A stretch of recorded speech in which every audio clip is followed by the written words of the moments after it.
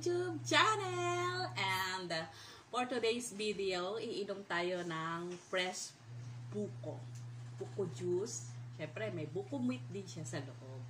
Sabi kasi, much better daw na inumin yung buko pagka-open ng buko kaysa sa ilalagay sa plastic tapos isasalin sa baso kasi tumataas daw yung acid, mas nagiging acidic, parang ganun, parang hindi na siya healthy. Sabi, wala naman sigurong masama kung maniniwala tayo, di ba? Kaya eto, bumili ako ng buko, sabi ko doon sa ale, bawasan na lang at ako nang bahala kasi ayoko nang isalin sa plastic para daw mas healthy. Ayan guys, atin nang start na buksan ng buko. Ayan guys. Nilagay ko muna din siya sa ref guys para para malamig.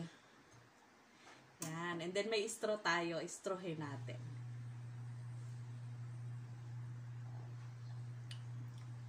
Oo nga guys, alam mo mas masarap yung dito siya sa loob ng buko mo iinumin kaysa sa baso or isasalin mo pa siya kasi manamis-namis talaga siya.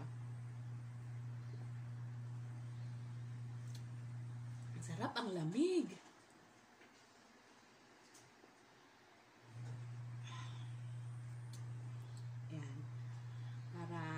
Sigurong masama kung tayo medyo maniniwala sa sabi-sabi. Yun nga lang guys, kailangan kong biyakin to mamaya para makuha ko yung laman, yung buko meat.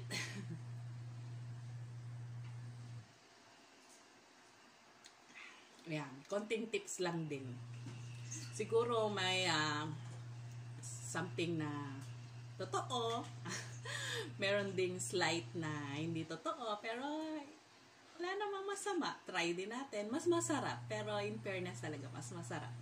Thank you guys sa pag-share.